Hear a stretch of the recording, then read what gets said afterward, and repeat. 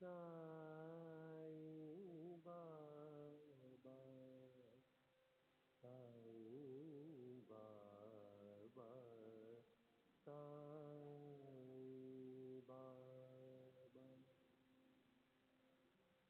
साईं बाबा साईं बाबा साईं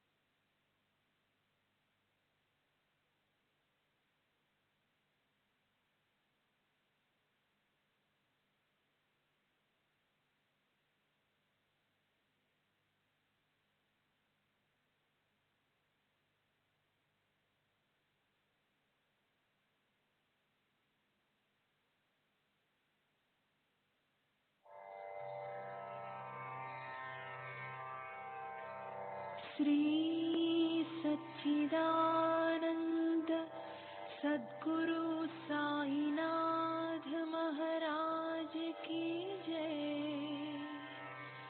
सद्गुरु श्री साईनाथुनि शरद बाबूजी की जय।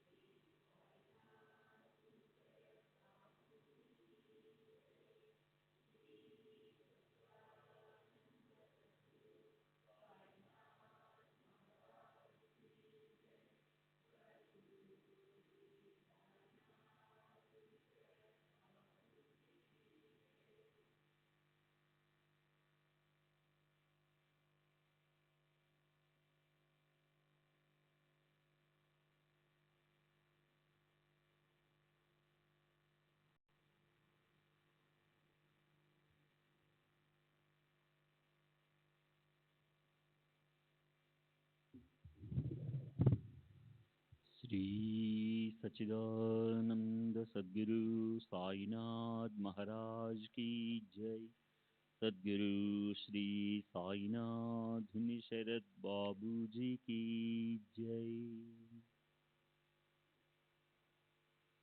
శ్రీ సాయినాథాయ నమః.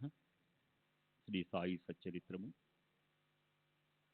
43వ అధ్యాయం నిన్నటి తరువాయి.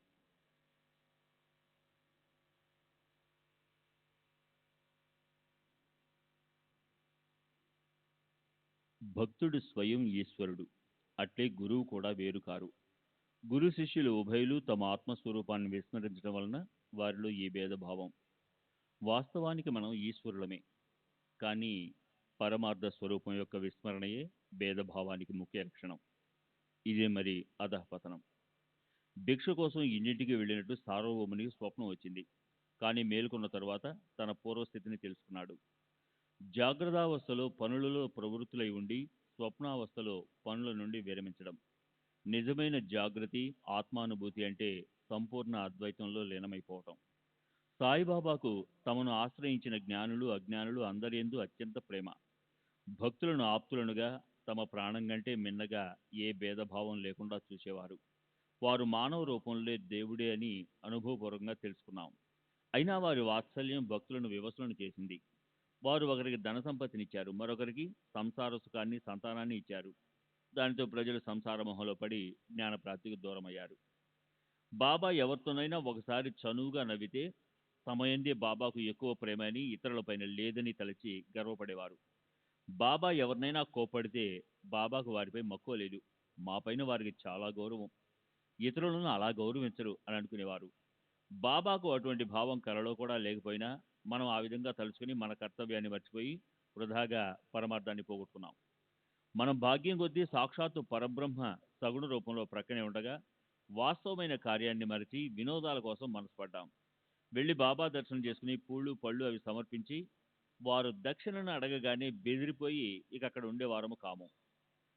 మాకు హితోపదేశాలను చేస్తుండగా మా అల్పబుద్ధిని గని మనసు బాధపడి బాబా తమ ధామానికి వెళ్ళిపోయినట్లయింది.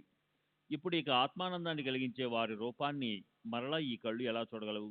జన్మ జన్మాలకు లభించకుండా అదృశ్యమైన ఆ ఆనందమూర్తిని పోగొట్టుకున్నాం.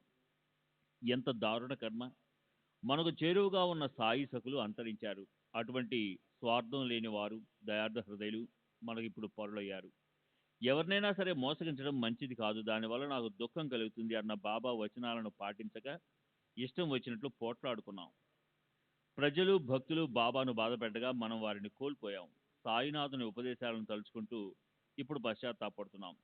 8 సంవత్సరాల బాలునిగా నేను మరల జనులలో ప్రకటమవుతానని సాయి మహారాజు భక్తులతో చెప్పారు. ఇవి సత్పురుషుని వచనాలు. ఇవి వ్యర్థమని ఎవరూ భావించరాదు. విష్ణుమూర్తి కృష్ణావతారంలో ఇలాగే చేశారు. 8 ఏళ్ల వయసులో తేజస్సుతో అందమైన కృష్ణమూర్తి చతుర్భుజాలతో చేతులతో ఆయుధాలను ధరించి బందికానాలోని దేవకీదేవి ఎదుట ప్రకటమయ్యారు. అయితే అక్కడ భూభారాన్ని హరించడానికి, ఇక్కడ దీన భక్తోద్ధరణ కొరకు. ఇందులో ఇక సందేహం ఎందుకు? సత్పురుషుల లీలలో ఊహ కందనివి. ఇది ఒక జన్మ బంధమా? 72 జన్మల రుణానుబంధం. బాబాకు భక్తులకు ఉన్న అపూర్వ సంబంధం. ఈ విషయాన్ని బాబా ఏదో సందర్భంలో చెప్పారు. ఇటువంటి ప్రేమ పాశంతో బంధించి సాయి మహారాజు ఏదో ప్రయాణానికి వెళ్ళినట్లు అనిపించినా మరల వస్తారని భక్తులకు పూర్తి విశ్వాసం. బాబా అనేక మందికి సాక్షాత్కారాన్ని, ఎంతో మందికి దృష్టాంతాలను కలిగించారు. ఎందరికో ఎన్నో చమత్కారాలను రహస్యంగా చూపించారు. భక్తిభావం లేని వారికి వారు గుప్తంగా ఉంటారు. భక్తులకు, భావికులకు స్పష్టంగా కనిపిస్తారు. వారి వారి చిత్తవృత్తిని బట్టి అనుభూతి తప్పక కలుగుతుంది. సాయిబాబా చావడిలో గుప్త రూపంలో, మసీదులో బ్రహ్మరూపంలో, సమాధి మందిరంలో సమాధి అవస్థలో, ఆనంద రూపంలో సర్వత్రా ఉన్నారు. అందువలన సాయి సమర్థుల సన్నిధికి ఏ భంగం వాటిల్లలేదని, వారు అనవరతం అక్షయంగా ఉన్నారని ఇప్పుడు భక్తులు తమ హృదయాలతో భక్తిగా విశ్వసించాలి. భగవంతుడు తమ ధామానికి వెళ్ళిపోతాడు, కానీ సత్పురుషులు తమ స్థలంలోనే బ్రహ్మస్థితిలో ఉంటారు. వారికి రాకపోకలు ఉండవు. వారు ఆనందంలో విలీనమై ఉంటారు. అందువల్ల చిన్న పెద్ద అందరికీ వినయపూర్వకంగా నమస్కరించి శ్రద్ధగా ఆలకించండి మనవి చేస్తున్నాను. భక్తులకు అత్యుత్తమమైన కీర్తి ప్రతిష్టలు కలవారి సాంగత్యం లభించుగాక. గురుచరణాలలో నిష్కామమైన ప్రీతి కలిగి, గురువు యొక్క గుణాలను వర్ణించే ఆసక్తి కలిగి, నిర్మలమైన భక్తి ప్రకటమగుగాక. మరియు ఎడతెగని ప్రేమ కలుగుగాక. గురు చరణాలలో ముడిపడ్డ స్నేహబంధం తెగి విడిపోకుండుగాక. భక్తులు అహోరాత్రులు గురు చరణాలలో సుఖ సంపన్నులై ఉందురుగాక. సాయిబాబా శరీరాన్ని ఏ విధంగా తగిన రీతిలో ఉంచాలి అని భక్తులు, గ్రామస్తులు ఆలోచించసాగారు. శ్రీమంతుడైన బుట్టి గొప్ప భక్తుడు. అతడు భవిష్యత్తులో స్మారకంగా ఉంటుందా అన్నట్లు విశాలంగా ఉండే అందమైన భవనాన్ని నిర్మించి ఉంచాడు. తరువాత బాబా శరీరాన్ని ఎక్కడ ఉంచాలి అన్న విషయంపై 36 గంటలు ఆలోచించారు. అయినా జరగవలసింది జరిగింది. ఈ శరీరాన్ని ఇక హిందువులు తాకరాదు. ముసల్మానుల శ్మశానానికి ఊరేగింపుతో తీసుకుని వెళ్ళాలి అని కొందరన్నారు. ఆరుబయట ఖాళీ స్థలంలో ఉంచి అక్కడ అందమైన దర్గా కట్టించి అందులో ఉంచాలి అని మరికొందరన్నారు. కుశాల్ చంద్ మరియు అమీర్ శక్కర్ ఉద్దేశం కూడా అదే. కానీ ఈ శరీరాన్ని భవనంలో ఉంచండి అని బాబా చెప్పారు. రామచంద్ర పాటిల్ కార్యదక్షత గలవాడు, గట్టి నిర్ణయాన్ని తీసుకోగల ఒక గ్రామాధికారి కూడా, పైగా బాబా సేవకుడు. అతడు గ్రామస్తులతో, మీ అభిప్రాయాలు మాకు సమ్మతం కాదు, శరీరాన్ని వాడాలో తప్ప బయట ఎక్కడ కాసేపైనా ఉంచడానికి వీల్లేదని చెప్పాడు. హిందువులు మరియు ముసల్మానులు తమ తమ మతానుసారం ఆలోచించసాగారు. ఏది తగినది, ఏది కాదు అన్న చర్చ రాత్రంతా సాగింది. ఇక్కడ తెల్లవారుజామున లక్ష్మణ మామ తన ఇంట్లో గాఢ నిద్రలో ఉండగా బాబా అతని చేయి పట్టుకుని, లేచి త్వరగా పద, ఇవాళ బాబు సాహెబ్ రాడు, నేను మరణించానని అతని అభిప్రాయం. నీవైనా వచ్చి పూజతో పాటు కాకడారతినివ్వు అని అన్నారు. లక్ష్మణమామ వెంటనే లేచి నిత్యక్రమానుసారం పూజా సామగ్రిని వెంట తీసుకుని వచ్చి ఆ సమయానికి పూజకు సిద్ధమయ్యాడు. ఇతడు షిరిడి గ్రామంలోని పురోహితుడు మాధవరావు యొక్క మేనమామ. నిత్యం ప్రాతకాల సమయంలో బాబా పూజ చేసేవాడు. మామ గొప్ప కర్మఠుడైన బ్రాహ్మణుడు. రోజు ఉదయం స్నానం చేసి ఉతికిన బట్టలను ధరించి వెళ్లి బాబా దర్శనం చేసుకునేవాడు. బాబాకు పాద ప్రక్షాళన చేసి గంధాక్షతలను అద్ది తులసీ దళాలతో, పత్రి పుష్పాలతో, ధూప దీప నైవేద్యాలతో పూజించి నీరాజనమిచ్చి దక్షిణనిచ్చేవాడు. తరువాత ప్రార్థనాపూర్వకంగా సాష్టాంగ నమస్కారం చేసి బాబా ఆశీస్సులు తీసుకుని అందరికీ గంధం బొట్టు పెట్టి ప్రసాదాన్ని ఇచ్చి వెళ్ళేవాడు. ఆ తర్వాత విఘ్నేశ్వరుని, శనిదేవుని, పరమేశ్వరుని, అంజనీ నందనుడైన మారుతిని పూజ చేసేవాడు. ఈ విధంగా లక్ష్మణమామ గ్రామ దేవతలందరినీ నిత్యం పూజించేవాడు. అట్లే భక్తిగా బాబా శరీరానికి సకలోపచారాలతో పూజ చేశాడు. మామ అసలే చాలా నిష్ఠాపరుడు. పైగా సాక్షాత్తు బాబా దృష్టాంతం. కాకడహారతి బళ్ళెను చేత్తో పట్టుకుని వచ్చి సాష్టాంగ ప్రణామం చేశాడు.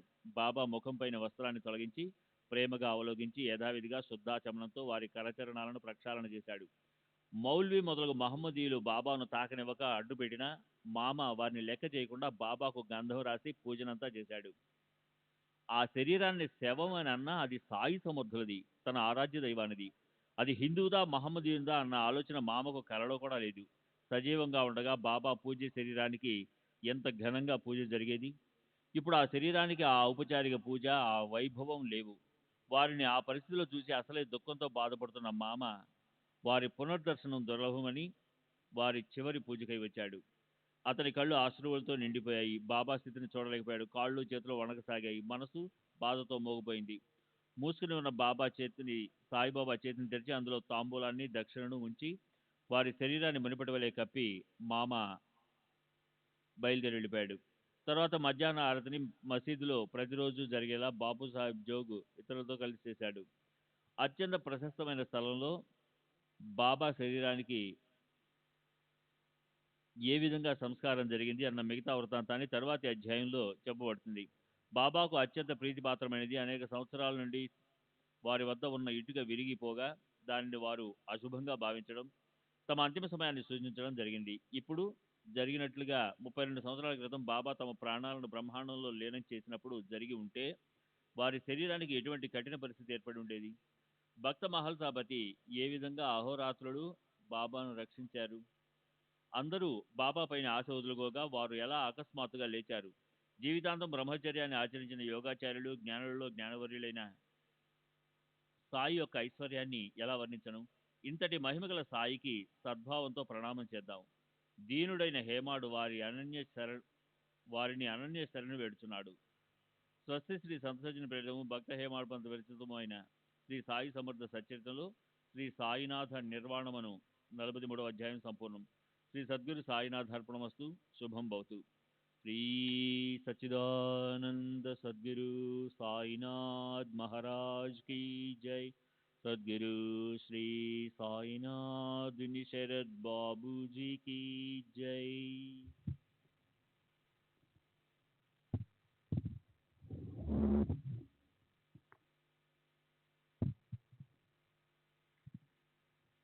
శ్రీ సాయి సచ్చరిత్ర 44వ అధ్యాయము. శ్రీ గణేశాయ నమః, శ్రీ సరస్వతాయ నమః, శ్రీ గురుభ్యో నమః, శ్రీ కులదేవతాయ నమః, శ్రీ సీతా రామచంద్రోభ్యాయ నమః, శ్రీ సద్గురు సాయినాథాయ నమః. ఓం నమో శ్రీ సాయి చిత్మన.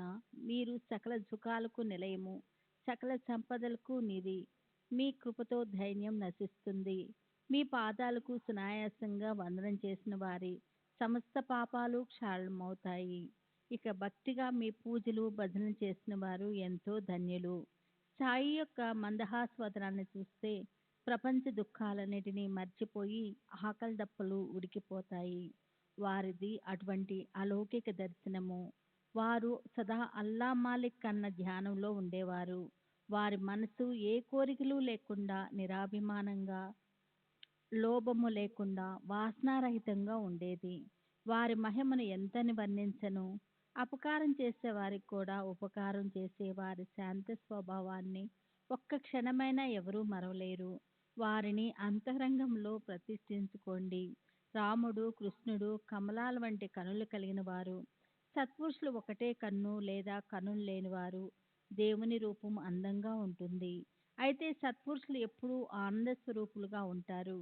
భగవంతుని నేత్రాలు చెవుల వరకు ఉంటాయి. సత్పురుషుల దృష్టికి అంతం అంటూ లేదు. ఏ యదా మాం, నన్ను ఎవరు ఎలా పూజిస్తే అలా వారికి ఫలితమిస్తానని దేవుడు అంటాడు. కానీ సత్పురుషులు నిందించే వారి యందు కూడా దయగలిగి ఉంటారు. రాముడు, కృష్ణుడు మరియు సాయి, ఈ ముగ్గురిలో భేదం లేదు. పేరుకి ముగ్గురైనా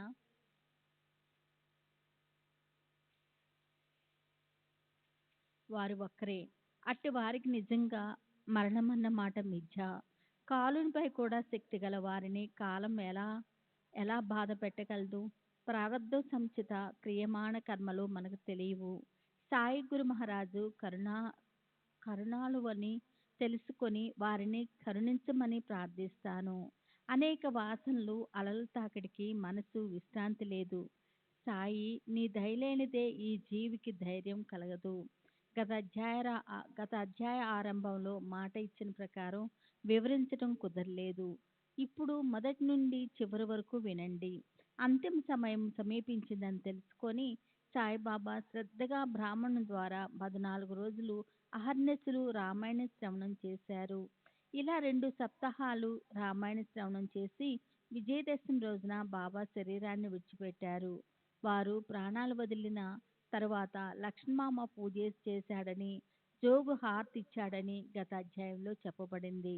తర్వాత 36 గంటలు హిందువులు, మహమ్మదీయులు బాబా శరీరానికి అంతిమ సంస్కారాన్ని ఏ విధంగా చేయాలని ఆలోచించారు. బాబా తమ సమాధి స్థలాన్ని ముందుగానే నిర్ణయించడము, అకస్మాత్తుగా ఇటుక పడిపోవటము, మరియు ఒకసారి బాబా ప్రాణాలను 3 రోజులు బ్రహ్మాండంలో లీనం చేయటము జరిగింది. అది వారి సమాధియా లేక శరీరాన్ని త్యజించడమా అన్నది ఎవరికీ అర్థం కాలేదు.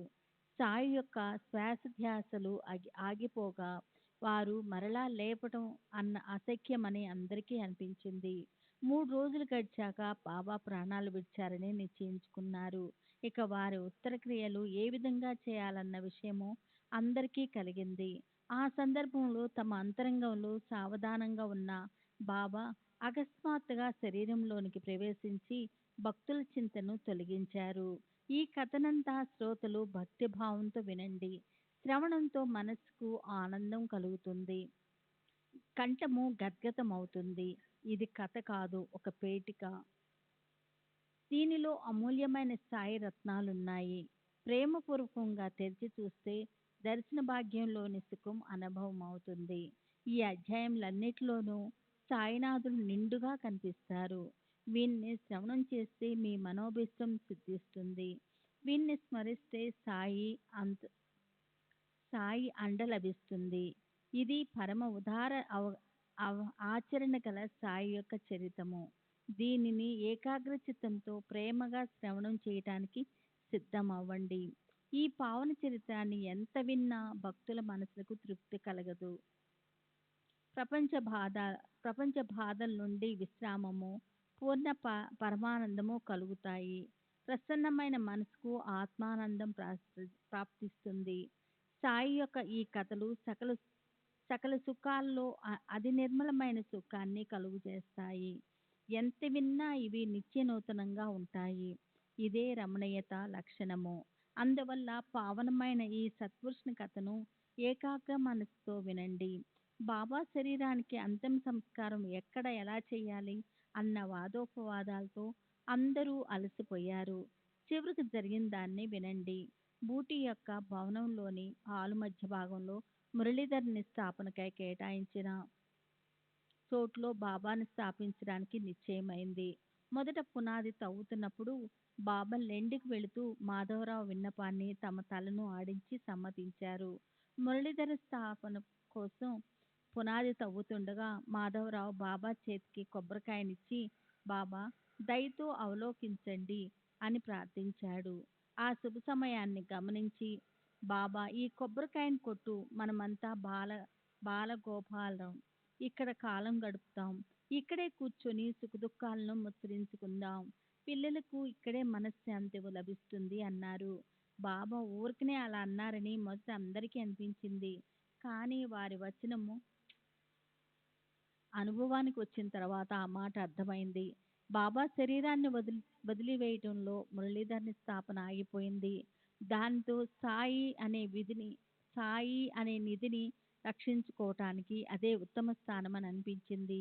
ఈ శరీరాన్ని వాడాలో ఉంచండి అన్న బాబా చివరి మాట ప్రకారం అదే నిశ్చయమైంది. ఆ విధంగా బాబాయే మురళీధరుడయ్యాడు. శ్రీమంతుడైన బూటి మొదలగు భక్తులు, హిందువులు, మహమ్మదీయులు అందరూ ఇదే విషయానికి సమ్మతించినందున బూటీ భవనము సత్కారానికి ఉపయోగపడింది. ఎంతో ధనం వెచ్చించి కట్టిన ఆ భవనం ఉండి కూడా బాబా శరీరాన్ని మరెక్కడో ఉంచితే ఆ భవనం శూన్యంగా అత్యంత భయంకరంగా బాసెల్లేది. ఇప్పుడు అక్కడ జరిగే భజనలు, పూజలు, కథాకీర్తనలు, పురాణ శ్రవణము, అతిథి అభ్యాగతులకు అన్నదానం మొదలగునవి జరగటానికి కారణం శ్రీ సాయి. ఇప్పుడు అక్కడ అన్న సంతర్పణకు, లఘురుద్ర మహారుద్రావర్తనకు దేశ దేశాల నుండి భక్తులు రావటానికి అన్నిటికీ కారణం శ్రీ సాయి. ఇటువంటి సత్పురుషుల వచనంలోని అక్షరము చెవుల్లో భద్రపరచుకోవాలి. కానీ ఏదో చెప్పి ఉండవచ్చు అని అగౌరవంతో అలక్ష్యం చేయకండి. మొదట వారి వచనాలు అస్పష్టంగానో లేక ఎంతో సందిగ్ధంగానో ఉన్నా అది సమయం గడిచాక సరిగ్గా అర్థమవుతాయి. బాబా శరీరాన్ని వదిలే ముందు షిరిడీలోని మసీదులో భవిష్యత్తులో జరగబోయే దానికి సంబంధించిన అపశకునాలు జరిగాయి. ఇప్పుడు వానిలోని ఒకటే విషయాన్ని శ్రోతలకు మనవి చేస్తాను. అన్నిటినీ చెప్పాలంటే గంధము బద్దదైపోతుంది. బాబా వద్ద చాలా సంవత్సరాల నుండి ఒక పాత ఇటుక ఉండేది. వారు దానిపై చేతిని ఆనించి ఆసనం వేసుకుని కూర్చునేవారు. రోజు రాత్రి అయ్యాక మసీదులో బాబా ఏకాంతంగా ఆ ఇటుక ఆధారంగా ఆసనం వేసుకొని ఏకాగ్ర మనసుతో కూర్చునేవారు. శ్రీ సచ్చిదానంద సద్గురు సాయినాథ్ మహారాజ్ కీ జై. బాబూజీ కీ జై. అలా అనేక సంవత్సరాలు ఏ ఆటంకం లేకుండా గడిచాయి. కానీ జరగనున్నది అనుకోకుండా జరిగిపోతుంది. బాబా మసీదులో లేనప్పుడు ఒక కుర్రవాడు మసీదును శుభ్రపరచడానికి చిమ్ముతున్నాడు. ఇటుక క్రింద చెత్తను తుడవడానికి ఇటుకను కాస్త లేవనెత్తాడు. అంతే, దానికి విరిగిపోయే వేళ వచ్చింది. ఆ పిల్లవాని చేతిలో నుండి జారి దబేలున కింద పడి వెంటనే 2 ముక్కలయ్యింది. ఈ విషయాన్ని విని బాబా ఇటుక కాదు, నా కర్మే బద్దలయ్యింది అని ఎంతో కలవరపడ్డాడు. వారి కళ్ళ నుండి దుఃఖాశ్రువులు రాలాయి. రోజు వారు యోగాసనానికి వాడుకున్న ఇటుక విరిగిపోగా వారి హృదయానికి బాధ కలిగి కంఠం గద్గమయ్యింది. చాలా కాలం నాటి ఇటుక వారి ఆసనానికి మూల ఆధారమయ్యినది. అకస్మాత్తుగా విరిగిపోవడంతో వారికి మసీదు శూన్యంగా అనిపించింది. అది ఇటుకే అయినా బాబాకు ప్రాణ సమానంగా అది అత్యంత ప్రియమైనది. అందువలన దాని స్థితిని చూచి వారు చాలా బాధపడ్డారు. ఆ ఇటుక పైన మోచేతిని ఆంచి బాబా గంటలు గంటలు ఆసనంలో యోగ తత్పరులై కూర్చునేవారు. దానిపై వారికి చాలా ప్రేమ. దాని సహవాసంలో ఆత్మచింతన చేసేవాణ్ణి. అది నా ప్రాణం, నాకు తోడుగా ఉన్నది, విరిగిపోయింది విరిగిపోయినది, అది లేక నేను కూడా ఉండను. ఆ ఇటుక నా జన్మకు తోడుగా ఉన్నది, అది ఈరోజు నన్ను వదిలిపోయింది అని దాని గుణాలను తలుచుకుని బాబా బాధపడ్డారు. ఇక్కడ సహజంగా సందేహం కలుగుతుంది. ఇటుక క్షణభంగురమైనది కదా, మరి దానికోసం ఎందుకు శోకించడం, లోకులు ఏమనుకుంటారు అని మొదట ఎవరికైనా సరే సంశయం కలుగుతుంది. సాయి చరణాలకు నమస్కరించి నేను దానికి సమాధానం చెప్పడానికి ప్రయత్నిస్తాను. సత్పురుషులు జగత్తును ఉద్ధరించడానికి మరియు దీనులను పామరులను తరింపజేయడానికే అవతరిస్తారు. కానీ వారికి వేరే ఏ అవసరం లేదు. నవ్వడం, ఏడవడం, ఆడడం మొదలగు లౌకిక ఆచరణలు నటనలే అని ఇందులోని సారం. శ్రేష్ఠులు ఆచరించినట్లుగానే లోకులు వ్యవహరిస్తారు. సత్పురుషులు పూర్ణ జ్ఞానులైన సకల కోరికలు తీరిపోయిన వారైనా లోకులను తరింపజేయడానికి కర్మాచరణలో ఉద్యుక్తులై ఉంటారు. సాయిబాబా శరీరాన్ని వదలడానికి 32 సంవత్సరాలకు పూర్వమే వారి సమాధి అయిపోయి ఉండేది. కానీ మహల్సాపతి యొక్క బుద్ధి చాతుర్యం వలన ఆ దురదృష్ట సంఘటన ఆగింది. ఆ స- ఆ దుర్ఘటన ఆగిపోకుండా ఉంటే అందరికీ సాయి యొక్క సందర్శన యోగం ఎలా కలిగేది?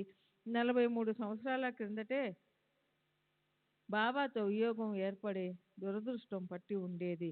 మార్గశీర్ష శుద్ధ పౌర్ణమి నాడు బాబా ఆయాసంతో అస్వస్థులయ్యారు. శరీర ధర్మాన్ని సహించడానికి ప్రాణాలను బ్రహ్మాండంలో చేర్చారు. ఇప్పుడు మేము 3 రోజులు ప్రాణాలను బ్రహ్మ సహస్రంలో నిలిపి ఉంచుతాం. మమ్మల్ని మేలుకొల్పవద్దు అని బాబా చెప్పారు. మసీదులోని సభా మండపంలో ఒక మూలనున్న స్థలాన్ని వ్రేలితో చూపించి అక్కడ నా సమాధి కోసం త్రవ్వి ఆ స్థలంలో నన్ను ఉంచండి అని చెప్పారు. మహల్సాపతితో 3 రోజుల వరకు నన్ను వదలకుండా జాగ్రత్తగా చూడు అని స్పష్టంగా చెప్పారు. నా సమాధి పైన గుర్తుగా 2 పతాకాలను ఉంచండి అని చెప్తూ చెప్తూ బాబా తమ ప్రాణాలను సహస్రంలో నిలిపారు. అకస్మాత్తుగా తల తిరిగి పడినట్లు నిశ్చేష్టంగా పడిపోతే వారు క్రింద పడకుండా మహల్సాపతి తన ఒడిలో పడుకోబెట్టుకున్నాడు. అందరూ బాబాపై ఆశను వదులుకున్నారు. రాత్రి 10 గంటల సమయం అప్పుడు ఆ విధంగా జరిగితే అకస్మాత్తుగా ఇలా జరిగిందేమిటి అని ఎవరికి నోట మాట రాలేదు. బాబా యొక్క శ్వాస గాని నాడి గాని ఆడడం లేదు. బాబా ప్రాణాలు వదిలేసినట్లే అనిపించింది. జనులకు ఆ పరిస్థితి భయంకరంగా ఉంది. కానీ సాయి మాత్రం సుఖంగా ఉన్నారు. తర్వాత మహల్సాపతి అతి జాగరూకతతో అహర్నిశలు సావధానంగా సాయిని జపిస్తూ అక్కడే మెలకువగా కూర్చున్నాడు. సమాధిని త్రవ్వడానికి సాయి స్వయంగా ఆజ్ఞాపించినా అలా చేయడానికి ఎవరికి ధైర్యం చాలలేదు. బాబా సమాధి స్థితిలో ఉండడం చూసి గ్రామ ప్రజలందరూ అక్కడ చేరి ఆశ్చర్యంగా చూడసాగారు. మహల్సాపతి మాత్రం బాబా తలను ఒడి నుండి కిందకు దింపలేదు. ప్రాణాలు పోయాయని తెలుసుకుని ఒక్కసారిగా భక్తుల గుండెలు అలసిపోతాయని 3 రోజులు ఉంచండి అని బాబా లోకులను మభ్యపెట్టారు అని భక్తులు అనుకున్నారు. బాబా ఉచ్ఛ్వాసాలు ఆగిపోయాయి. వారి ఇంద్రియాలన్నీ చలనరహితాలయ్యాయి. ఏది కదిలే సూచనే లేదు. శరీరంలోని వేడి కూడా మందగించింది. బాహ్య వ్యవహారాలు స్పృహ అసలు లేదు. వాక్కు దృఢ మౌనం వహించినట్లయింది. మరలా ఎలా స్పృహకు వస్తారు అని అందరికీ చింత పట్టుకుంది. 2 రోజులు గడిచిపోయినా బాబాకు స్పృహ రాలేదు. మౌలి ముల్లా ఫకీర్లు వచ్చి ఇక మీదట ఏం చెయ్యాలని ఆలోచించసాగారు. అప్పా కులకర్ణి కాశీరాం వచ్చి బాగా ఆలోచించి బాబా తమ ధామానికి చేరుకున్నారు కనుక వారి శరీరానికి విశ్రాంతినివ్వాలి అని నిశ్చయించారు. అయితే ఇంత తొందర పనికిరాదు. కొంతసేపు ఆగడం మంచిది. బాబా ఇతరుల వలె కాదు, వారి మాట తిరుగులేనిది అని కొందరు అన్నారు. వెంటనే మిగతా వారు శరీరం చల్లబడిపోయింది. ఇది ఇక ఎక్కడి నుండి చైతన్యం వస్తుంది, ఎంత తెలివి లేనివారు అని అన్నారు. వారిని సరియైన వేళల్లో సమాధి చేయడానికి వారు చూపించిన స్థలంలో త్రవ్వండి, భక్తులందరినీ పిలవండి, అన్నీ సిద్ధపరచండి అని అలా చర్చించుకుంటూనే 3 రోజులు గడిచాయి. తర్వాత తెల్లవారుజామున 3 గంటలప్పుడు బాబాలో చైతన్యం కలిగింది. మెల్లమెల్లగా బాబాకు స్పృహ వచ్చింది. శరీరం కదిలింది. శ్వాస ఉచ్ఛ్వాసాలు మొదలయ్యాయి. పొట్ట కూడా కదలసాగింది. బాబా వదనం ప్రసన్నంగా కనిపించింది. వారి కళ్ళు తెరుచుకున్నాయి. చేష్టరహితంగా ఉన్న శరీరంలో మెలుకున్న లక్షణాలు కనిపించాయి. బహుశా శరీరాన్ని మర్చిపోయారేమో, అది మరలా గుర్తుకు వచ్చిందేమో, పోయిన ద్రవ్యం మరలా లభించినట్లుగా భోషాణం తెరుచుకున్నట్లుగా అయ్యింది. సాయిబాబాకు స్పృహ రాగానే అందరూ ప్రసన్న వదనులయ్యారు. భగవంతుని దయవల్ల విఘ్నం తొలగింది. అయినా అందరూ ఆశ్చర్యంలో మునిగిపోయారు. మహల్సాపతి బాబా ముఖాన్ని సంతోషంగా చూశాడు. సాయిబాబా కూడా మెల్లగా తలను ఆడించారు. మౌలీలు ఫకీరుల ముఖాలు పాలిపోయాయి. భయంకరమైన సంఘటన తొలగిపోయింది. మౌలి యొక్క బలవంతానికి మహల్సాపతి బాబా ఆజ్ఞను పాలించకుండా తన నిశ్చయాన్ని కాస్త సడలించి ఉన్న కఠిన పరిస్థితి ఏర్పడేది. 43 సంవత్సరాల క్రితమే బాబా సమాధి అయిపోయి ఉండేది. అప్పుడు ఆనందప్రదమైన వారి మాటలు, వారి మనోహరమైన దర్శనం ఎలా ప్రాప్తించేవి. సాయిబాబా లోకోపకరణం కొరకు సమాధిని వదిలి ప్రాణాలతో లేవగా భక్తులు సంతుష్టులయ్యారు. భక్తుల కార్యార్థం కృషి చేసి పరమ పరమ ఆనందంలో లీనమైన వారిని ఎలా మేలుకొల్పగలరు? వారి లీల అంతుపట్టనిది. తరువాత బాబా మేలుకున్నట్లు తెలుసుకుని భక్తులు సంతోషంతో వారి దర్శనానికి పరుగులు తీశారు. బాబా మరలా లేవడం అందరికీ సుఖకారకం అయ్యింది. ఇక పూర్వ కథానుసంధానం ఇంతవరకు బాబా శరీరాన్ని వదిలిన విషయము గుర్తు ఉన్నంత వరకు పూర్తిగా చెప్పడం జరిగింది. శ్రోతలు ఒక్క క్షణం ఆలోచించండి. ఎందుకు సంతోషించాలి, ఎందుకు శోకించాలి? ఇవి రెండు అవివేకమే కదా. మన సాయిబాబా మూడున్నర మూరల స్థూల శరీరమా, స్థూల ఇంద్రియాల గూడు మాత్రమేనా? ఆ భ్రమంతా తొలగించుకోండి. సాయి అంటే శరీరమేనని అనుకుంటే ఆ విదేహానికి ఏం పేరు లేదు, ఏ రూపము కూడా లేదు. శ్రీ సాయి రూపానికి అతీతులు. శరీరం నసర్వం, కానీ ఆత్మ నాశనారహితం, స్వతంత్రం. శరీరం పంచభూతాలతో కూడినది, కానీ ఆత్మ వస్తువు అనాది, అనంతం. శరీరంలోని శుద్ధసత్వం, జడమైన ఇంద్రియాలను నడిపించే బ్రహ్మ చైతన్యమైన ఆత్మ వస్తువు పేరు సాయి. ఆ ఆత్మ ఇంద్రియాతీతమైనది. ఇంద్రియాలు జడం, ఆత్మను తెలుసుకోలేము. ఆత్మే ఇంద్రియాల కార్య ప్రవృత్తికి కారణం. ప్రాణాలను నడిపించేది ఆత్మే. ఆ ఆత్మశక్తి పేరు సాయి. ఆ చైతన్య శక్తి లేని చోటు లేదు. అది లేని దిశలు కూడా శూన్యం. అది చరాచరాలన్నిటిలో నిండి ఉంది. ఆ శక్తి ఏ సాయి రూపంలో అవతరించింది. ముందు అవ్యక్తంగా ఉండి నామరూపాలతో వ్యక్తమయ్యింది. అవతార కార్యం సమాప్తి కాగానే మరలా అవ్యక్తంలో కలిసిపోయింది. అవతార కార్యం ముగిశాక శరీరాన్ని వదిలి నిర్వికల్ప భువనంలో ప్రవేశించినట్లుగా సాయిబాబా చర్య కూడా జరిగింది. శ్రీ నృసింహ సరస్వతి స్వామి గుప్తమైపోవాలని తలచినప్పుడు గాన్గాపురంలో పర్వతయాత్రకు వెడతానని ఏకాఏకి బయలుదేరారు. భక్తులు వారిని అడ్డగించగా, నేను లోకోపచారంగా వెళ్తున్నాను, కానీ నేను గాన్గాపురాన్ని విడువను. ప్రాతకాలం కృష్ణా తీరంలో స్నానం చేసి, బిందు క్షేత్రంలో అనుష్ఠానం చేసి, మఠంలో పాదుకుల పూజ చేయించుకుంటూ నిరంతరం ఇక్కడే నివసిస్తాను అని వారిని శాంతపరిచారు. అట్లే సాయిబాబా కూడా కేవలం లోకోపచారం కోసం వెళ్ళారు. సరిగ్గా గమనిస్తే స్థిర చరాల అన్నిటిలోనూ శ్రీ సాయి ఉన్నారు. వారి వారి భక్తిని బట్టి భక్తులకు అనుభవాలు కలుగుతూ ఉంటాయి. శ్రీ సాయి మరణాతీతులు, ఇందులో ఏమాత్రం సందేహం లేదు. సాయి స్థిర చరాలలో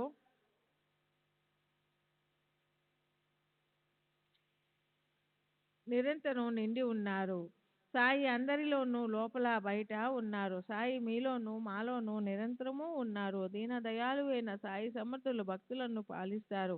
వారు పరమ ప్రేమను ఆశిస్తారు. వారు అందరినీ అత్యంత స్నేహభావంతో ఆదరిస్తారు.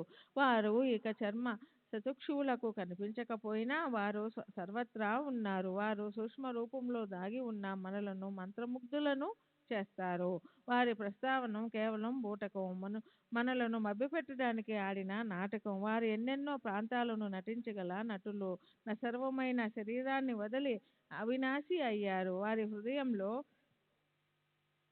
ఉన్న ప్రేమను పదిలపరుచుకొని వారిని అవగాహన చేసుకుని చివరకు కార్యాన్ని సాధించుకుందాం. వారిని మనం పూర్వకంగా ఆరాధిస్తూ భక్తి భావంతో స్మరించే భక్తులందరికీ వారి సర్వ వ్యాపకత్వం అనుభవంలోకి కనిపిస్తుంది. చిస్వరూపమైన వారికి సృష్టి స్థితి లయల భయం లేదు. వారు ఎల్లప్పుడూ చిన్మయులు. వికారాలకు వారి వద్ద చోటు లేదు. ఆభరణాలుగా మారక ముందు ఉన్న బంగారం ఆభరణాలుగా మారిన తర్వాత కూడా ఆ బంగారం బంగారంగానే ఉంటుంది. అది తన అస్తిత్వాన్ని త్యజించదు. అనేక రకాల నగలు నశించిపోయే రూపాంతరాలు. వాని నామ రూపాలు పోతే మిగిలేది ఏ ఆకార వికారాలు లేని బంగారం. హేమాడు పంతు ఈ బంగారంలో సంపూర్ణంగా లీనమైపోయి సుగుణాలు గల సాయి చరణాల అంకితమై ప్రళయాంతం వరకు నివసించుగాక. తరువాత బాబా యొక్క 13వ దినం జరిపారు. భక్తరక్తమైన బాలాసాహెబ్ బాటే మరియు గ్రామంలోని బ్రాహ్మణులను సమకూర్చుకొని ఉత్తర క్రియా విధిని ప్రారంభించాడు. బాలాసాహెబ్ సచేల స్నానం చేసి తన చేతి మీదుగా తిలాంజలి, తిలతర్పణం, పిండ ప్రదానం చేశాడు. తపీండీకరణం మొదలైన ఉత్తర క్రియలు ఆయా వేళయందు శాస్త్రోక్తంగా జరిగాయి.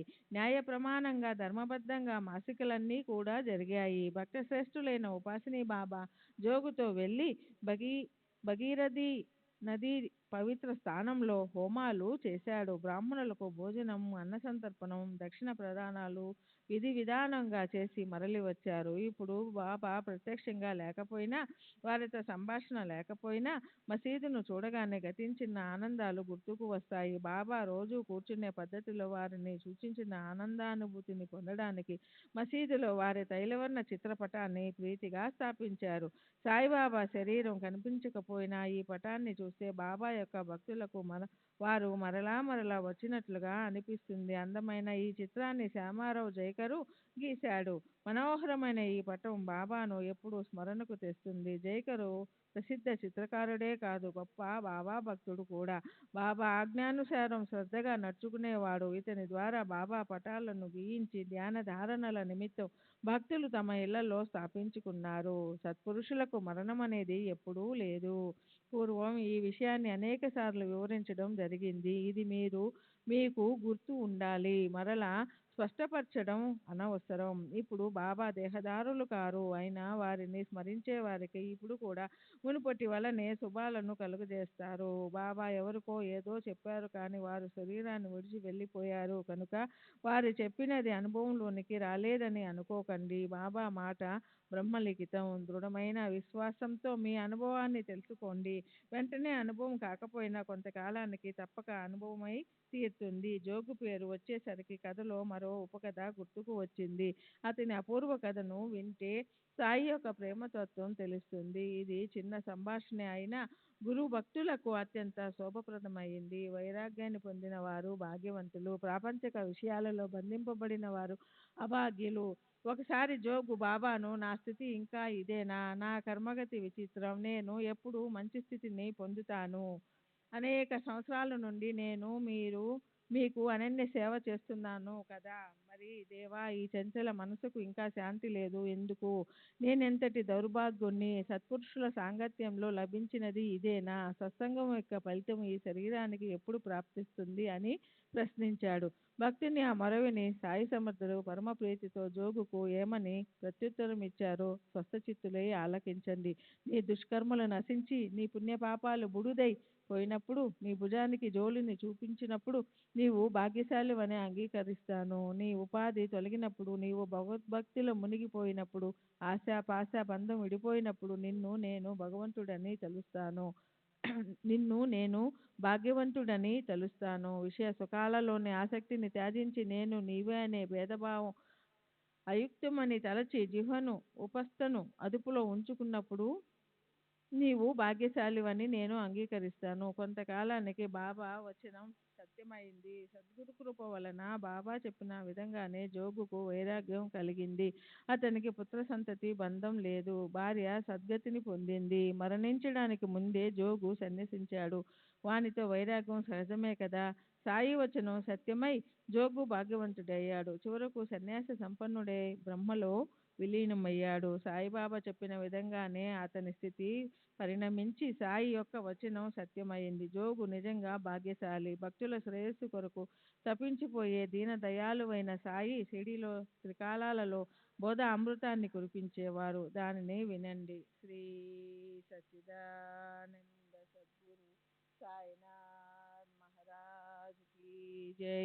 సద్గురు శ్రీ సాయినాథుని శరత్ బాబూజీ కీ జై.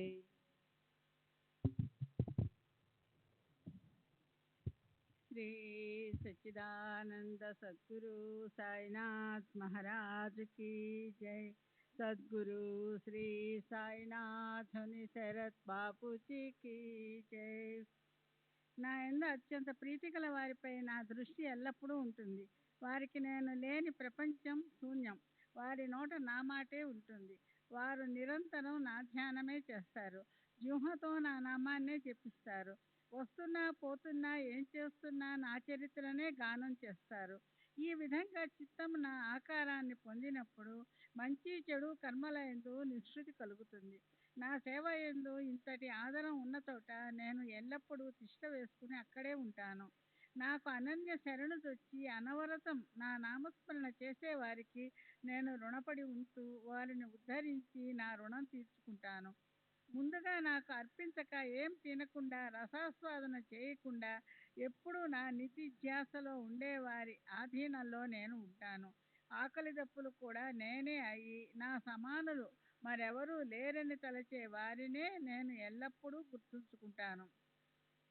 వారి అధీనంలో ఉండి ప్రవర్తిస్తాను. తల్లి తండ్రి బంధువులు ఆప్తులు ఇష్టులు భార్యాబిడ్డలు వీరి మోహం నుండి బయటపడిన వారే నా చరణాల యందు భక్తి కలిగి ఉంటారు. వర్షాకాలంలో అనేక నదులు సముద్రంలో కలిసిపోయి తమ అస్తిత్వాన్ని మర్చిపోతాయి. అవి మహాసాగరమైపోతాయి.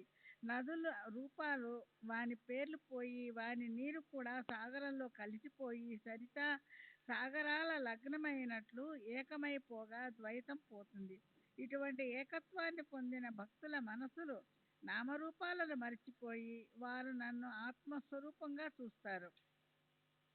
వారికి నాకంటే వేరే చోటే లేదు. నేను పరశువేదిని కాను.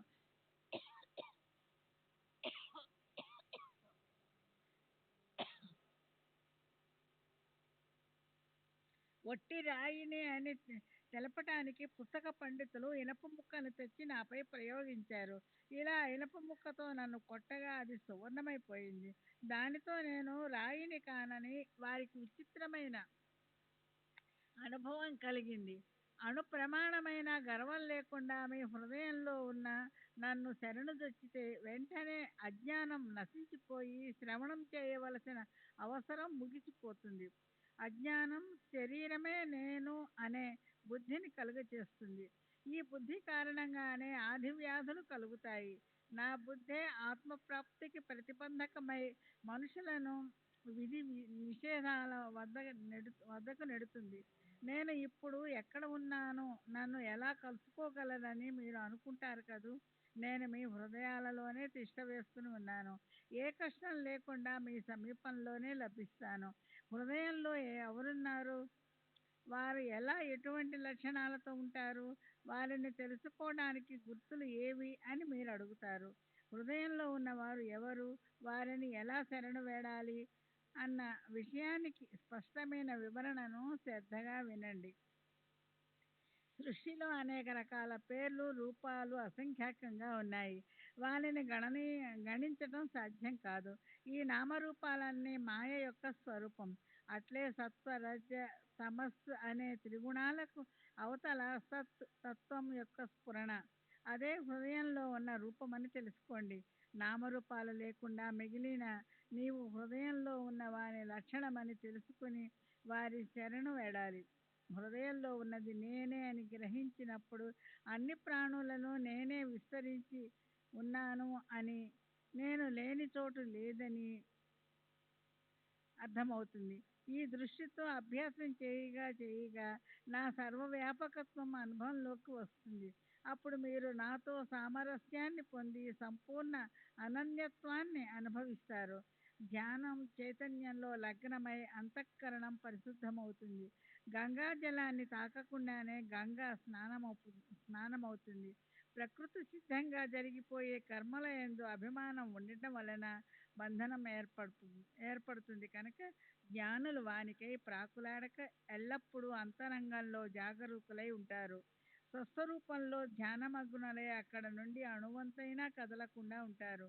వారికి సమాధిలో ఉండటం లేదా సమాధి నుండి లేవటం అనే రెంటితోనూ ప్రయోజనం లేదు. అందువల్ల శ్రోతల చరణాలకు శిరస్సు వంచి అత్యంత ప్రేమగా విన్నవించటం, దేవుడు సత్పురుషులు భక్తులు వీరందరి యందు భక్తి గౌరవాలను కలిగి ఉండండి అని. ఎవరైనా సరే ఎవరిని గురించి అయినా నింద చేస్తే వారు నన్నే దూషించినట్లు నా హృదయాన్నే గాయపరిచినట్లని తెలుసుకోండి అని బాబా తరచూ చెప్పేవారు. చెడు మాటలతో ఎవరినైనా బాధ పెడితే నన్ను బాధ పెట్టినట్లే. కానీ ధైర్యంతో బాధను సహిస్తే నన్ను ఎల్లప్పుడూ సంతోషపరిచినట్లు. ఈ విధంగా సాయిబాబా సర్వత్రా సర్వ ప్రాణులలోనూ లోపల బయట నిండి ఉన్నారు. వారికి ప్రేమ ఒక్కటి తప్ప ఏదీ ఇష్టం లేదు. పరమ మంగళకరమైన పరమామృతం వారి నోటి నుండి ఎల్లప్పుడూ స్రవిస్తూ ఉంటుంది. భక్తుల పట్ల వారికి అత్యంత ప్రేమ. ఇది ఏ భాగ్యవంతునికి తెలియదు? వారితో సహపక్తి భోజన లాభాన్ని పొంది వారితో నవ్వుతూ ఆడుతూ వ్యవహరించిన వారికి, వారి కోసం తప్పించిన వారి మనసుకు ఏమనిపించుంటుంది? ఇటువంటి శిష్టాచార భోజన సమయాన నేను కూడా వారి ఉచ్ఛిష్ట భోజనానికి అధికారిని అని ఒక్కొక్క కణాన్ని సేకరించి ఉంటాను. వానిని ఆనందంగా పంచిపెడతాను. ఇంతవరకు జరిగిన కథల కర్తృత్వాన్ని హేమాండ్ పంతుకు ఆపాదించటమా? కథ యొక్క వక్త సాయి సమర్థులు, వ్రాసేవారు వాయించేవారు కూడా వారే. ఈ సాయి సమర్థుని కథను ఎంత వర్ణించినా నా మనసుకు తృప్తి లేదు. ఎప్పుడూ నాకు అదే ధ్యాస. అంతేగాక శ్రవణం చేసిన వారి శ్రోతలకు కూడా ఆనందం. సాయి కీర్తిని గానం చేసిన వారు సద్భావంతో ఆలకించిన వారు ఉభయులు సాయి స్వరూపులవుతారు. మీరు దీనిని దృఢంగా తెలుసుకోండి. ఇప్పుడు హేమాండ్ ఈ అధ్యాయాన్ని పూర్తి చేసి సాయికి సమర్పించి ప్రేమతో వారి చరణాలను పట్టుకుని తర్వాత కథను చెప్తాడు. స్వస్తి శ్రీ సంతోషజన ప్రేరితము భక్త హేమాండ్ పంతు విరచితము అయిన శ్రీ సాయి సమర్థ సచ్చరితంలో శ్రీ సాయినాథ నిర్వాణమను 44వ అధ్యాయం సంపూర్ణం. శ్రీ సద్గురు సాయినాథార్పణమస్తు. శుభం భవతు. శ్రీ సచ్చిదానంద సద్గురు సాయినాథ్ మహారాజ్ की जय. सद्गुरु श्री साईनाथ मुनि शरत बाबू जी की जय.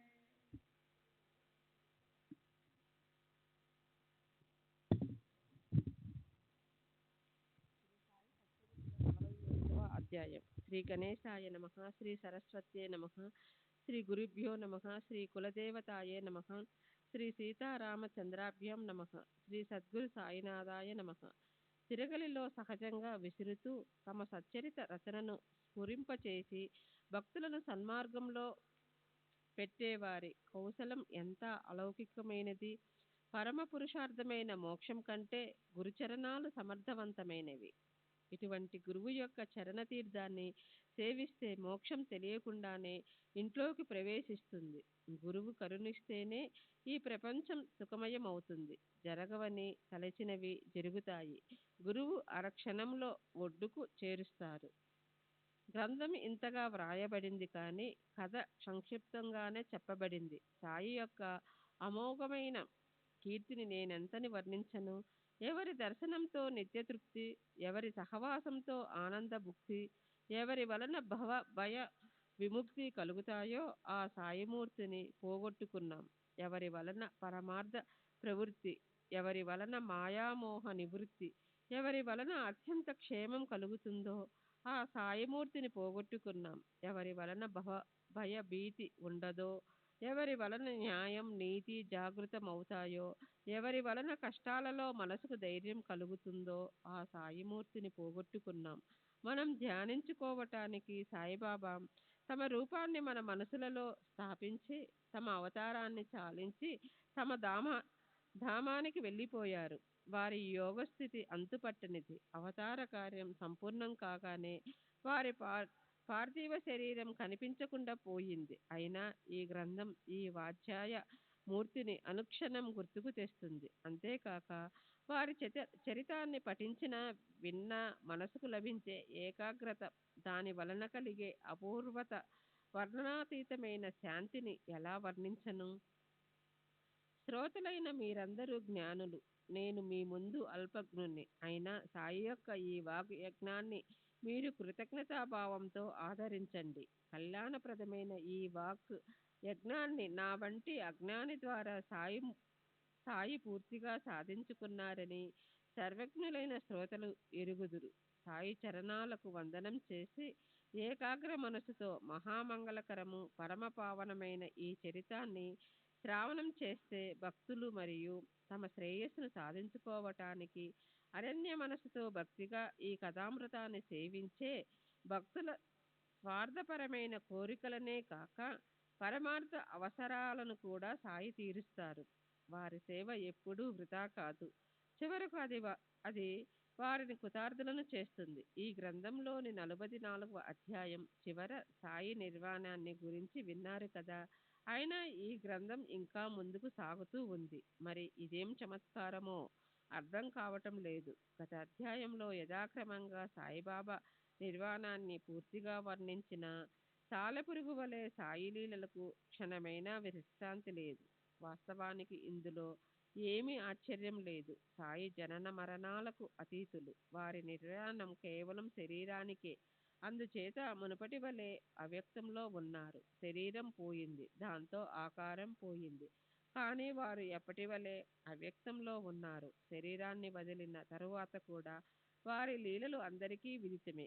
అసంఖ్యంగా ఉన్న లీలలను వర్ణించాలంటే గ్రంథం పెద్దదైపోతుంది. అందువలన శ్రోతలకు వానిలోని సారాన్ని మనవి చేస్తాను. మనం భాగ్యవంతులం, ధన్యులం. సాయిబాబా అవతరించిన కాలంలో వారి సాన్నిధ్యం సహజ సిద్ధంగా లభించింది. అయినా మన చిత్త వృత్తి ప్రపంచం నుండి నివృత్తి కాకపోతే, భగవంతునిపై ప్రీతి కలగకపోతే ఇంతకంటే దుర్గతి ఏముంటుంది?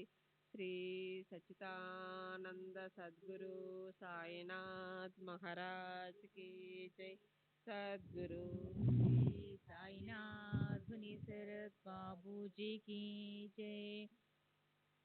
సర్వేంద్రియాలకు సాయిపైనే భక్తి ఉండటమే నిజమైన ఆరాధన. లేకపోతే కళ్ళతో సాయిని చూస్తున్నా, మాట్లాడాలని తలచిన నోరు పెగలదు. చెవులు సాయి కీర్తనలను వింటుండగా జిహ్వ మధురమైన మామిడి పండ్ల రసంలో మగ్నమైతే ఎలా? చేతులు సాయి పాదాలను స్పర్శిస్తుండగా మృదువైన పరుపు సుఖం గుర్తుకు వస్తే ఎలా? క్షణమైనా సాయి నుండి విడిగా ఉండగలవాడు అసలు సాయి భక్తుడా? ప్రపంచమందు విరక్తి కలగని వారికి భగవంతుని చరణాలయందు ఆసక్తి ఎలా ఉంటుంది? ఒక్క భర్త తప్ప మరెవరైనా మార్గంలో కనిపిస్తే వారిని మామగారని, మరిది అని లేక అన్న అని తలచి వారికి గౌరవంగా వందనం చేస్తుంది. అట్టి ప్రతి పతివ్రత స్త్రీ మనసు ఎప్పుడూ నిశ్చలంగా ఉంటుంది. ఆమె తన ఇల్లు ఎప్పుడూ విడిచిపెట్టదు. ఆమెకు తన భర్త పైననే అమిత ప్రేమ. ఆమెకు జీవితాంతం ఆధారం అతడొక్కడే కదా. పతివ్రత సాధ్వి సతి అన్యులను భర్తగా తలచి దర్శించుకోవాలని ఎన్నడూ మనసులోనైనా తలవదు. ఆమెకు తన భర్తయే సర్వస్వం. ఇతరులు ఎవరైనా సరే అతని సమానులు కాలేరు. అతని అందే ఆమెకు అనన్యమైన ప్రేమ ఉంటుంది. ఇదే విధంగా శిష్యుడు కూడా గురుచరణాల యందు భక్తి కలిగి ఉండాలి. పతివ్రత యొక్క పతి ప్రేమ గురు ప్రేమకు ఉపమానంగా చెప్తారు. కానీ గురువు యొక్క ప్రేమకు పరిమితి అంటూ లేదు. ఆ ప్రేమలోని మహిమను ఉత్తమ శిష్యుడే తెలుసుకుంటాడు. ప్రపంచంలోనే ఏ సహాయం చేయలేని వారు ఇక పరమార్థంలో ఏం సహాయం చేయగలరు? బియ్యంకునిపై గాని, అల్లునిపైన గాని, లేదా భార్య పైన గాని ఎవరిపైనైనా నమ్మకం పెట్టుకోకండి. తల్లి తండ్రి మమకారాన్ని చూపుతారు. పుత్రుడు తన ఆస్తిపైనే దృష్టి ఉంచుతాడు. భార్య తన పసుపు కుంకాల కోసం ఏడుస్తుంది. పరమార్థంలో సహాయం చేసేవారు ఎవ్వరూ లేరు. పరమార్థం సంపాదించుకోవటంలో సహాయపడేవారు ఎవరు అని నిదానంగా ఆలోచిస్తే చివరకు మనమే మిగులుతాము. నిత్యానిత్య వివేకంతో ఐహిక ఆముష్కిక సుఖాల ఫలభోగాలను త్యజించి శమదమాది షట్ సంపత్తిని సంపాదించి మోక్షాన్ని సాధించేవారు ధన్యులు. ఎవరి యందు ఏ ఆశ లేకుండా ఆత్మ యందు దృఢమైన విశ్వాసం ఉంచి తమ ప్రయత్నాన్ని స్వయంగా చేసుకునే వారికే పరమార్థం సిద్ధిస్తుంది. శ్రీ సచ్చిదానంద సద్గురు సాయినాథ్ మహారాజ్ కి. శ్రీ సాయినాథని శరత్ బాబూజీకి జై. బ్రహ్మం నిత్యం, జగత్తు అనినిత్యం అని ఒక గురువే నిజమైన బ్రహ్మ అని అనినిత్యాన్ని, అశాశ్వతమైన దానిని విడిచి ఒక గురువునే ధ్యానించాలి. ఇది భావనాశాశ్వతం. సాధన అనిత్యము అశాశ్వతము అయిన వానిని పెడితే వైరాగ్యం జయిస్తుంది. సద్గురు బ్రహ్మ చైతన్య గణుడు. సకల ప్రాణాలలో భగవంతుడే ఉన్నాడన్న భావం కలగడం, దీనినే అభేద ఉపాసన అని అంటారు. కరాసుడు, రావణుడు కీటకం వలె ఎల్లప్పుడూ ప్రేమతో గాని లేదా భయముతో గాని దేనినైనా ధ్యానం చేసేవారు ధైర్యమైపోతారు. అయితే ధ్యానం అనన్యంగా ఉండాలి. ధ్యానానికి సమానమైన సాధన మరొకటి లేదు. ధ్యానాన్ని అభ్యాసం చేసేవారు తమను తాము తప్పక తరింప చేసుకుంటారు. తాను జీవుడన్న భావాన్ని పూర్తిగా విరమించి ప్రపంచ ధ్యాస లేకుండా ఆత్మను అనుసంధాన సుఖములో ఉండేవారికి ఎక్కడ జననం, ఎక్కడ మరణం, గురువు యొక్క నామాన్ని జపించడం వల్ల పరమానందం జనిస్తుంది. సర్వ ప్రాణాల్లో భగవంతుని దర్శించడం కలుగుతుంది. నామం యొక్క మహిమ ఇంతకంటే వేరే ఏముంటుంది? ఇటువంటి మహిమ గల నామం ఉన్న వారికి నేను భక్తితో ప్రణామం చేస్తాను. కాయ వాచ మనస నేను వారికి అనన్య శరణజొచ్చుతాను. ఈ విషయాన్ని సృష్టం చేసి ఒక కథను నేను ఇప్పుడు శ్రోతలకు చెప్తాను. మీరు శ్రేయస్సు కొరకు ఏకాగ్ర చిత్తంతో ఆలోచించండి.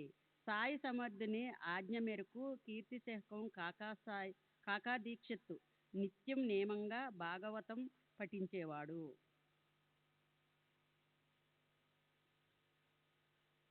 అని అందరికీ తెలిసినదే.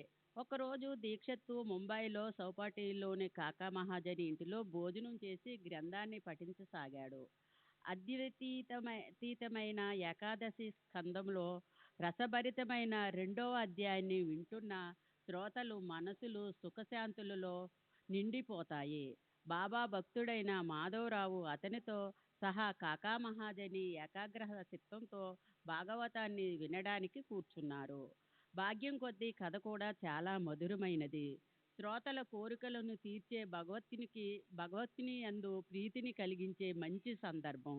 కవి హరి అంతరిక్ష మొదలైన 9 మంది ఋషి భక్తులు దీపకులు చెప్పిన జ్ఞానబోధ ప్రధానము ఆనందదాయకము అయిన మధుర కథ. ఆ 9 మంది భగవత్ స్వరూపులే. అమితమైన క్షమాశాంతి కలవారు. భాగవత ధర్మ మహిమను వారు వర్ణంగా జనక మహారాజు ఆశ్చర్యపోయాడు. అత్యంత సుఖమైనది ఏది? హరి యొక్క పరమభక్తి ఎటువంటిది? హరిమాయను దాటే సగోమాపాయసం ఏది? అంటే శ్రేయస్సును కలిగించే ఉత్తమమైన గురువు శరణాలు, కర్మ అకర్మ మరియు వికర్మ ఈ అన్నిటినీ మర్మం ఒకటే. గురువే పరమాత్మ రూపం. గురువు యందు భక్తి భాగవత ధర్మం. హరి చరిత్రను వారి అవతారాలను విశిష్టతను ద్రుమలనాథుడు వర్ణించాడు. మరియు పురుషోత్తవతారం లక్షణాలను చెప్పి నారాయణుని రూపాన్ని వర్ణించాడు. చమన్ జనక మహారాజును భక్తి లేని వారికి పట్ల దుర్గతిని తెలిపే వేదహిత కర్మలను వదిలిన వారందరూ నాశనమవుతారని చెప్పాడు. హరి సర్వ ప్రాణాల్లోనూ ఉన్నాడు కనుక ఎవరిని ద్వేషించరాదు. ప్రతి ప్రాణి యందు పరమేశ్వరుడిని చూడాలి. దేవుడు లేని చోటు అంటూ లేదు. చివర 9వ వాడు కరాభజనుడు కృత తేతీయ యుగములో ఏ దేవతల మూర్తులను ఎలా పూజించాలి, ఎలా ధ్యానించాలి అని వివరించాడు. కలియుగంలో ఒకటే సాధన, హరి యొక్క గురువు యొక్క శరణ స్మరణ. దానితోనే భవభయ హరణము. శరణాగతులకు ఇది ఒక్కటే శరణం. ఈ విధంగా గ్రంథ పఠనాంతరము కాకాసాయిబు ఈ నవనాథుల చర్యలు వారి మనోవృత్తి అంతుపట్టనివి కదా అని అన్నాడు. మాధవరావుతో ప్రేమగా, ఈ భక్తి ఎంత కఠినమైనది, మన వంటి మూర్ఖులకు అంతటి శక్తి ఎక్కడిది? జన్మలకు ఇది సాధ్యం కాదు. గొప్ప దిష్టులైన ఆ నవనాథులు ఎక్కడా? మొదటి నుండి పాపులమైన మనం ఎక్కడా? ఈ భక్తి అంత సులభ సాధ్యమా? సత్య ద్రూపులైన వారు ధన్యులు. మనకు ఈ భక్తి లభిస్తుందా? మనకిక తరుణోపాయం ఏది? నేను హితహరుణ్ణైపోయాను, ఈ జన్మ వ్యర్థమైపోయింది అని అన్నాడు. కాకాసాయిబు ప్రేమమయుడైన భక్తుడు. అతని మనసు స్థిరంగా ఉండక సంచలమై ఎందుకు తపన పడుతున్నాడు అని శ్యామ మనసులో బాధ. శ్యామ అంటే మాధవరావుకు సాయిబుపై అభిమానం. అతనికి కాకా యొక్క దైన్యం అసలు నచ్చలేదు. సాయిబాబా వంటి అభరణాన్ని పొందిన భాగ్యం ఉండే ఇంతటి దైన్యం ఎందుకు? అతడు జీవించడం వ్యర్థం. సాయి శరణాలలో దృఢమైన విశ్వాసం ఉంటే మనసులో ఇంతటి తపన ఎందుకు? నవనాథుల భక్తి ప్రబలమైనదే కావచ్చు, కానీ మన భక్తిలో ప్రేమ లేదు. టీకా సహితంగా ఏకనాథ భాగవతంలోని ఏకనాథ స్కందం మరియు భావార్థ రామాయణాన్ని మీరు రోజూ పఠించాలని బాబా ఆజ్ఞ కదా. దానిని బట్టి హరినామ స్మరణం గురునామ స్మరణం సాధన అని బాబా ఆజ్ఞ ప్రమాణం కదా. దీనితో మనం భవాన్ని తరించగలము. మీకు ఎందుకు చింత అని అన్నాడు. కానీ ఆ నవయోగుల చరిత్ర వారి అసిధార వ్రతం ఏ కొంచెమైనా మనకు సాధ్యమా అని కాక ఎప్పుడూ ఆలోచిస్తూ ఉండేవాడు. నవయోగాల భక్తియే శ్రేష్టమైనది అని, అది ఏ సాధనతో లభిస్తుంది? ఆ భక్తి ద్వారానే భగవంతుని సాన్నిధ్యం అనే మనసులో వేదన పట్టు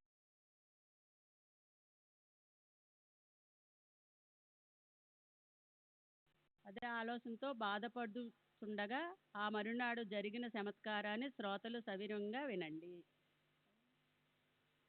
శ్రీ సచ్చిదానంద సద్గురు సాయినాథ్ మహారాజ్ की जय. सद्गुरु श्री साईनाथ निशरद बाबू जी की जय.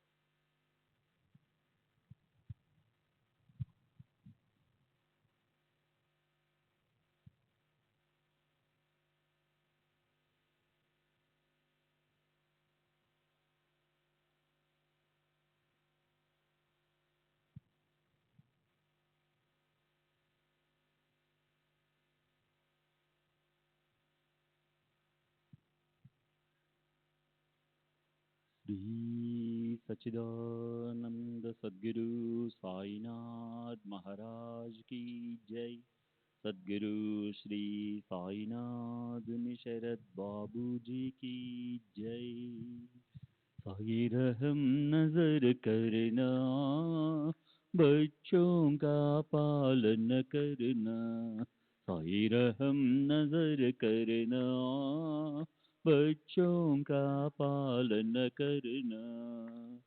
जाना तुमने जगत पसारा, सब ही झूठ जमाना.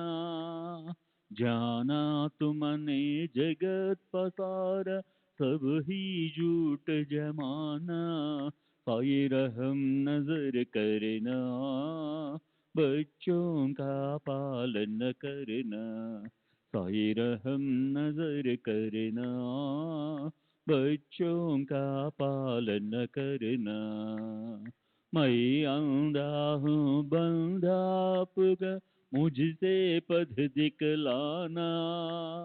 मैं अंधा हूँ बंधा आपका, मुझसे पथ दिखलाना. साई रहम नजर करना, बच्चों का पालन करना.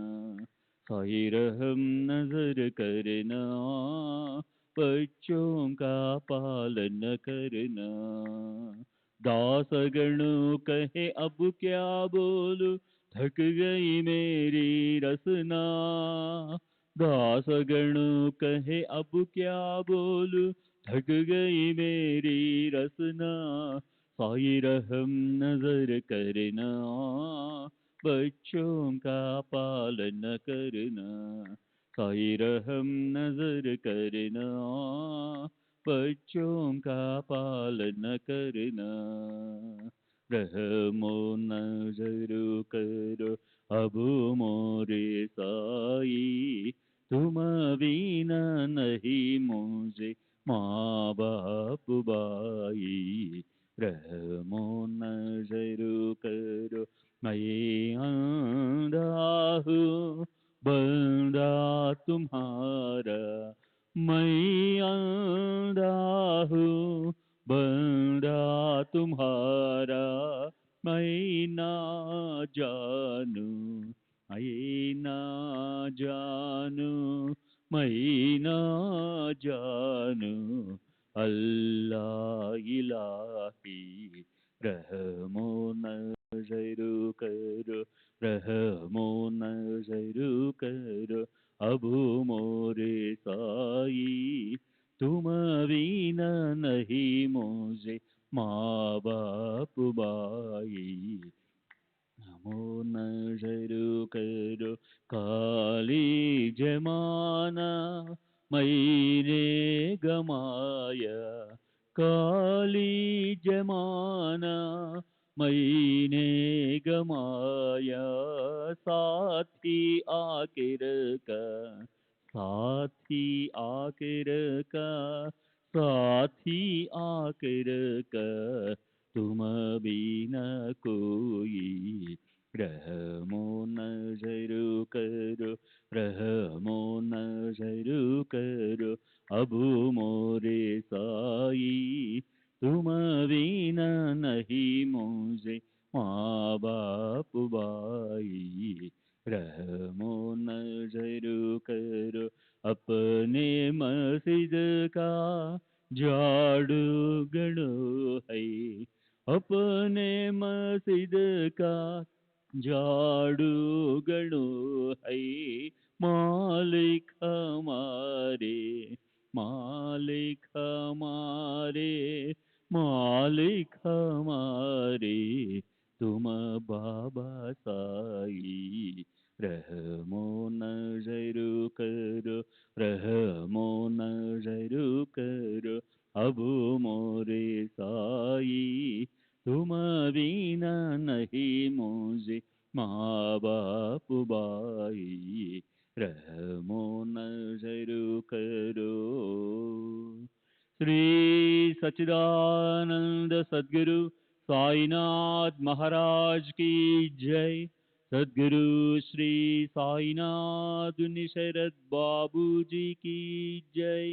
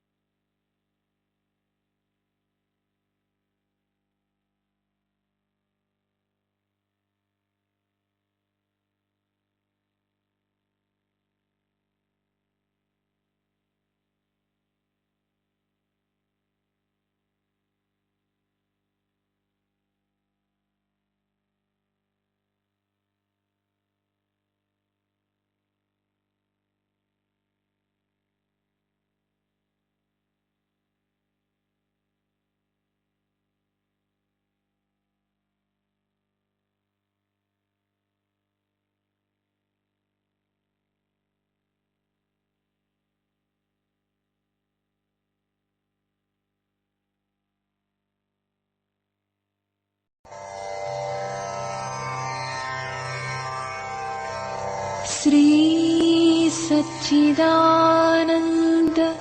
सद्गुरु साईनाथ महाराज की जय। सद्गुरु श्री साईनाथुनि